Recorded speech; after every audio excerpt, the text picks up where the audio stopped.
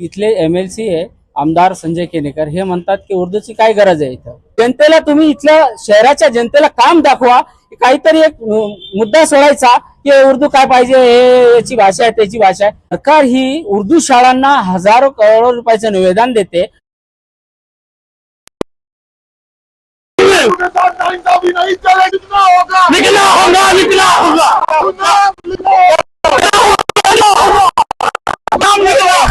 हमारा जो सबका एक साथ में ले लीजिए बाइट।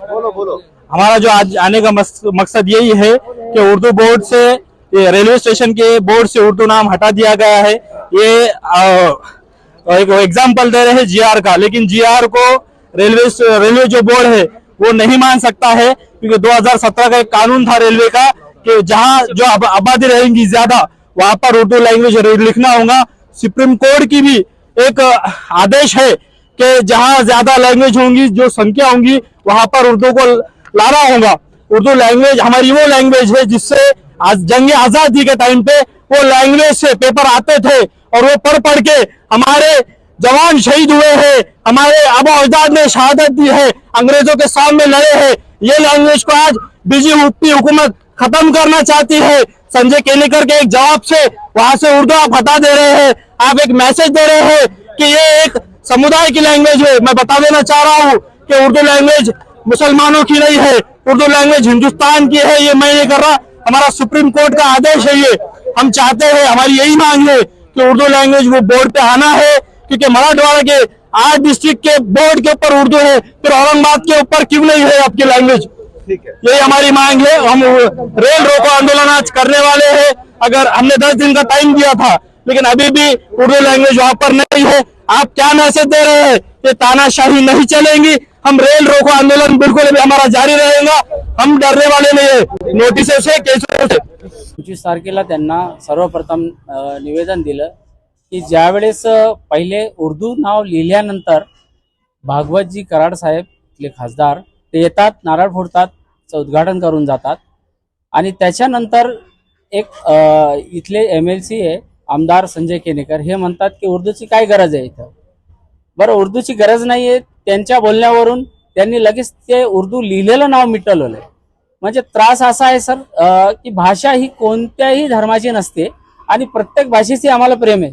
आम्ही मराठीशी तेवढंच प्रेम करतो, उर्दूशी तेवढंच करतो. आणि त्यांना काय एवढा त्रास झाला की त्यांच्या बोलण्यावरून म्हणजे पूर्ण रेल्वे डिपार्टमेंट लगेच नाव त्यांनी मिटून टाकलं. म्हणजे लिहिल्यानंतर मिटवता कसं तुम्ही? म्हणजे आम्हाला काय संविधानामध्ये अधिकार नाहीये का? उर्दू ही संविधानामध्ये 8व्या नंबरची भाषा आहे. इथं सुप्रीम कोर्टाने सांगितलेलं आहे उर्दू म्हणजे फक्त मुसलमानांची भाषा नाहीये. उर्दू मध्ये हजारो असे हिंदू कवी आहेत जे उर्दू शायरी करतात आणि सरकार ही उर्दू शाळांना हजारो करोड रुपयाचं निवेदन देते, उर्दू शाळांना परमिशन देते. हजारो शाळा इथं महाराष्ट्रामध्ये चालतात, पूर्ण भारतात चालतात. का बीजेपी सरकार ही शाळा बंद करण्याचं म्हणजे उर्दू तिथं लिहायचं नाही, त्यांनी फक्त शिकायचं आणि मनात ठेवायचं का? त्यांनी शिकल्यानंतर त्यांना वाचायला कुठं पाहिजे? तर एक रेल्वेची अशी जागा आहे ती सर्व सार्वजनिक असते आणि पूर्ण देशात चालते. पूर्ण मराठवाड्यात आप पूर्ण देशात जा, उर्दू मध्ये पहिल्यापासून चालत असलेलं आहे. म्हणजे सर काहीही मुद्दा नाहीये, इकडे सर्व शांतीने चाललेलं आहे. औरंगाबाद याचं नामांतरण झालं, आम्ही इथं शांतीपूर्वक राहतो तरी पण. आणि आम्ही यांचा नावाचा विरोध केलेला नाहीये, आम्ही नावाचा विरोध नाही. तुम्ही नाव लिहा संभाजीनगर, पण उर्दू मध्ये का लिहत नाहीये? संभाजीनगर बी तुम्हाला उर्दू मध्ये नाही पाहिजे, मग उर्दू हटवायची. म्हणजे उर्दू जास्त मुसलमान वापरतात म्हणून याचा विरोध करायचा आहे का तुम्हाला? म्हणजे आपल्याला असं वाटतं की नवीन भाषावाद पुन्हा जन्माला घातला जातो? हो, नक्कीच. नवीन भाषावाद हा सर काही विषय नाहीये. हा यांच्याकडे बीजेपी वाल्यांकडे काहीही सध्या काम उरलेलं नाहीये. यांची सत्ता वरती आहे, केंद्रामध्ये आहे, राज्यामध्ये आहे आणि इथं यांना केनेकर यांना MLC आमदार म्हणून बनवलेलं आहे. मग यांच्याकडे दुसरं काम दाखवा ना. जनतेला तुम्ही इथल्या शहराच्या जनतेला काम दाखवा, काहीतरी एक मुद्दा सोडायचा की उर्दू काय पाहिजे, हे याची भाषा आहे त्याची भाषा आहे. अरे नाही, ही सगळ्या भारताची भाषा आहे. हजारो, मी परत एकदा सांगतो, हजारो हिंदू कवी आहे जे उर्दू मधून बोलतात आणि हजारो मुलं जे ते उर्दू शिकतात. आपण